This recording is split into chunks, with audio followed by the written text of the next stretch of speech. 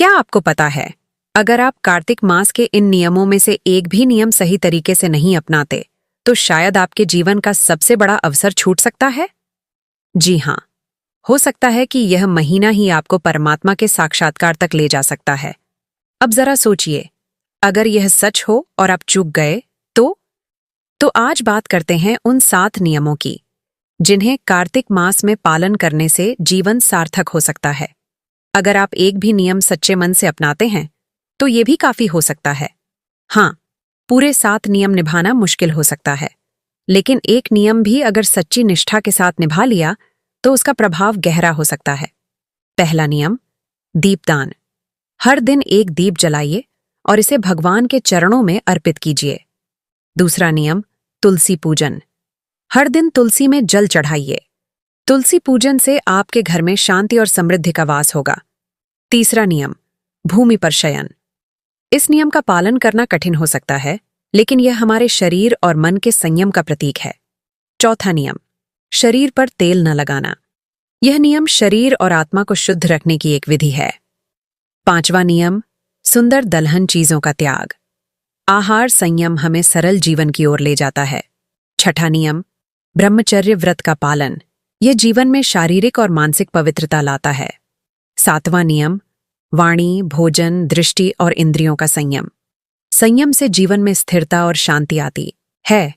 अगर इन 7 नियमों में से कोई एक भी नियम आप सच्चे मन से निभा लें तो समझ लीजिए कि आप परमात्मा के साक्षात्कार के मार्ग पर हैं। अब सोचिए, दीपदान अगर आप प्रतिदिन करते हैं तो वह भी आपके लिए एक नियम बन जाएगा। 1 महीने तक अगर आप सिर्फ तुलसी में जल चढ़ाते हैं तो यह भी नियम बन जाएगा। वाणी पर संयम रखना या इंद्रियों को संयम में रखना, ये सभी तरीके हैं जिनसे आप अपने जीवन को नए आयाम दे सकते हैं। अब कुछ लोग सोच सकते हैं कि यह नियम सिर्फ पौराणिक कथाओं में ही है, पर अगर आप विष्णु पुराण या स्कंद पुराण पढ़ेंगे तो यह पाएंगे कि हर नियम का गहरा अर्थ और महत्व है। वहां तक कि दीपदान के भी कई प्रकार होते हैं। 24 तरह के दीपों का वर्णन है, जिनमें सबसे श्रेष्ठ तुलसी दल से बना दीप है। गोल और लंबी बत्तियों का भी महत्व है। देवी देवताओं के स्थान पर बत्तियों का प्रकार अलग अलग होता है। तो जब आप दीप जलाते हैं तो समझदारी से जलाएं। क्या आपने कभी सोचा है कि गोल बत्ती और लंबी बत्ती का क्या फर्क होता है? गोल बत्ती हनुमान, शिव और राम मंदिरों में लगाई जाती है, जबकि लंबी बत्ती देवी स्थानों पर। ये प्रतीक होते हैं हमारे मन और चित्त की स्थिरता और लक्ष्मी की वृद्धि के। और यह भी जानिए कि 108 या सहस्त्र दीप जलाने का फल क्या होता है।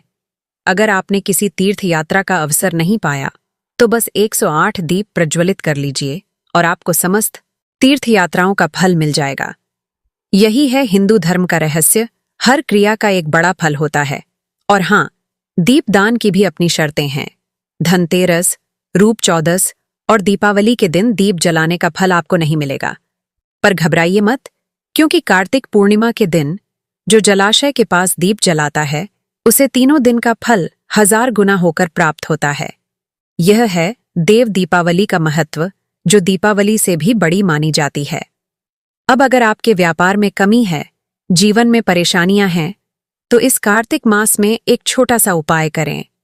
शरद पूर्णिमा से कार्तिक पूर्णिमा तक हल्दी और कंकु लेकर शिव मंदिर में जाइए और अशोक सुंदरी की पूजा करके उस हल्दी कंकु से अपने घर की देहली पर निशान बनाइए। देखिए कैसे आपकी जिंदगी में बदलाव आता है। तो दोस्तों, कार्तिक का महीना विशेष है, इसे यूं ही न जाने दें। एक छोटा सा प्रयास भी आपके जीवन को बदल सकता है। और हाँ, अगर यह बातें आपको अच्छी लगीं तो चैनल राधा रथ को सब्सक्राइब जरूर करें और कमेंट में अपने शहर का नाम और हर हर महादेव या राधे राधे लिखना मत भूलें।